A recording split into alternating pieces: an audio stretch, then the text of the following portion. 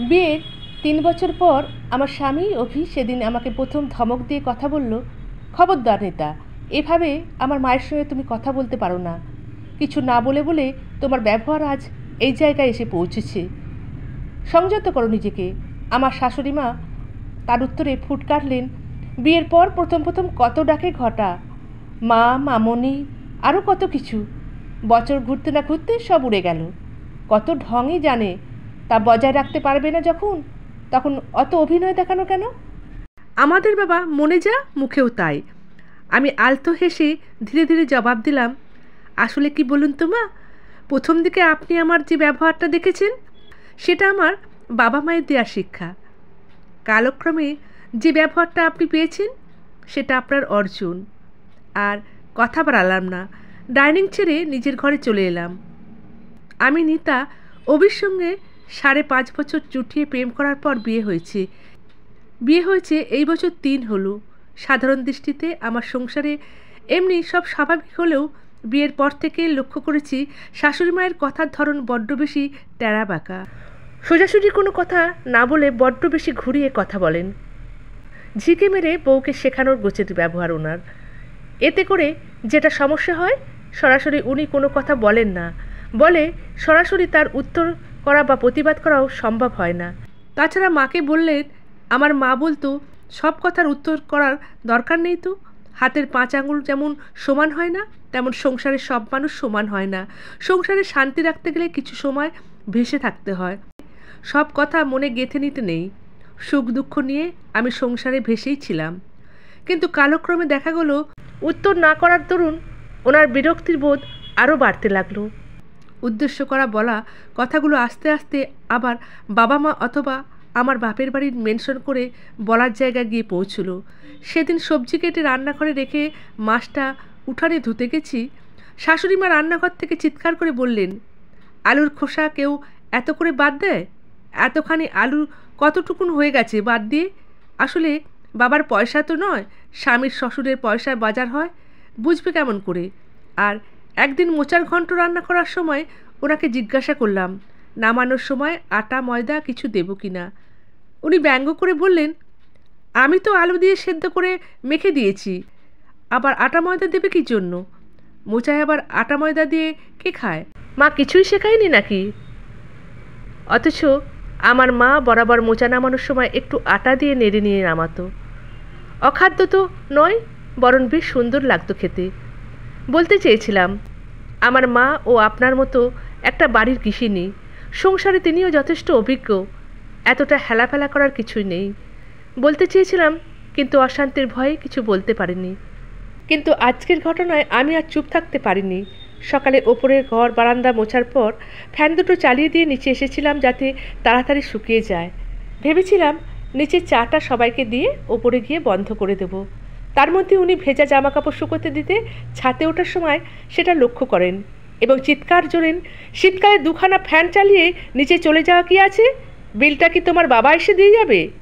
আমার বাড়িতে এত বড়লোকি চাল কিন্তু চলবে না বৌমা, ওসব বাবার বাড়িতে গিয়ে দেখাবে। সকালবেলায় খালি পেটে কথা শুনে আমি স্থির থাকতে পারিনি। সিঁড়ির মাঝখানে এসে দাঁড়িয়ে বললাম, আপনারা খাবেন, বিল আমার বাবা দিয়ে দেবে, এটা কেমন? আপনার বাবা কি আপনার সংসারে এসে গ্যাস ইলেকট্রিসিটি সহ সব কিছু খরচ দিয়ে যেতেন? সঙ্গে সঙ্গে গরম তেলে যেন জল পড়ল। উনি চিরবির করে উঠে বললেন, এত বড় সাহস তুমি আমার বাবা মা তুলে কথা বললে? আমাকে যা খুশি বলো, আমার বাবা মা তুলে খবরদার কথা বলবে না, তারা স্বর্গে গেছেন। আমি হেসে বললাম, একই কথা আপনাকে ফিরিয়ে দিলাম মা, আমাকে যা খুশি বলুন, বাবা মা তুলে কথা বলবেন না কখনো। তারা তো স্বর্গে গেছেন, তাও তাদের জন্য আপনার এখনও কতখানি অনুভূতি আছে। আর আমার জলজ্যান্ত বাবা মায়ের রোজ রোজ অহেতুক অপমান শুনতে কেমন লাগে, তাও আবার আপনার মুখ থেকে। সেটা একবার বিবেচনা করে দেখুন। তার ফলশ্রুতি অভি আমার সঙ্গে এই দুর্ব্যবহার। এইসব ভাবছি এমন সময় অভি ওর মাকে নিয়ে আমার ঘরে এসে বলল, নিতা, মায়ের কাছে ক্ষমা চাও। দেখলাম কেঁদে কেঁদে মায়ের চোখ মুখ লাল হয়ে আছে। আমি ওনাকে খাটে বসিয়ে বললাম, মা, আপনি গুরুজন, আপনার কাছে ক্ষমা চাইতে আমার কোনো দ্বিধা নেই, কিন্তু একটা জিনিস ভেবে দেখুন তো, আমি যেমন আপনার বৌমা, ঠিক তেমনি আপনিও কারোর বৌমা। এই বাড়িটা যদি আমার না হয়, তাহলে একইভাবে এ বাড়ি আপনারও নয়। আবার আপনি যদি এই বাড়িটাকে নিজের বাড়ি মনে করেন, একই ফর্মুলায় এটা আমারও বাড়ি। এখানে আপনার সমান আমার অধিকার। আমার ভুল হলে, অন্যায় হলে বকুন, শিখিয়ে দিন, বুঝিয়ে দিন, কিন্তু আমাদের মধ্যে আমার বাবা মা বারবার এসে পড়বে কেন? আচ্ছা, আপনি যে বারবার আমার বাবা মা বাড়ি তুলে কথা বলেন, কখনো দেখেছেন আমি আপনার বাবা মাকে তুলে কথা বলেছি বা বাবার বাড়ির প্রসঙ্গ টেনে এনেছি? যদি আজ বলে থাকি, সেটা জানবেন আপনার কৃতকর্মের ফল। বড়রা যেটা করবে, ছোটরা সেটাই শিখবে, এই তো জানি। একটা মাত্র দিন আমি একটা কথা বলেছি বলে আপনি কত আঘাত পেলেন বুঝতে পারছি।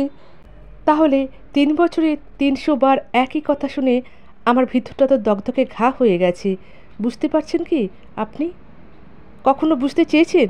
যাই হোক, আমার ছোট মুখে বড় কথা বলা উচিত হয়নি। আমি ক্ষমা চাইছি। শাশুড়িমা কিছু বলতে গেলেন, হয়তো ক্ষমা চাইতে গেলেন। অভি থামিয়ে দিয়ে বলল, থাক মা, যথেষ্ট ছোট করেছো ওকে। গুরুজন হয়ে ক্ষমা চেয়ে ওকে আর অস্বস্তিতে ফেলো না। তুমি বলো, প্রথম প্রথম ওর ব্যবহার অন্যরকম ছিল, ইদানিং বদলে গেছে। একবার ভেবে দেখার চেষ্টা করেছো কি এই পরিবর্তনটা এলো কেন? একদিনে হঠাৎ তো এসে যায়নি। তুমি আমার কাছে বারবার অভিযোগ করেছো নিতার বিরুদ্ধে। আজ একটা কথা বলি, তালি তো এক হাতে বাজে না মা। খেয়াল রেখো, ছোট মুখে যেন বড় কথা বলতে নেই, তেমনি বড়দের মুখেও ছোট কথা নিজ আচরণের শোভা পায় না। ওকে একটু একা থাকতে দাও। ওরা চলে গেলে আমি হাঁপ ছেড়ে বাঁচলাম।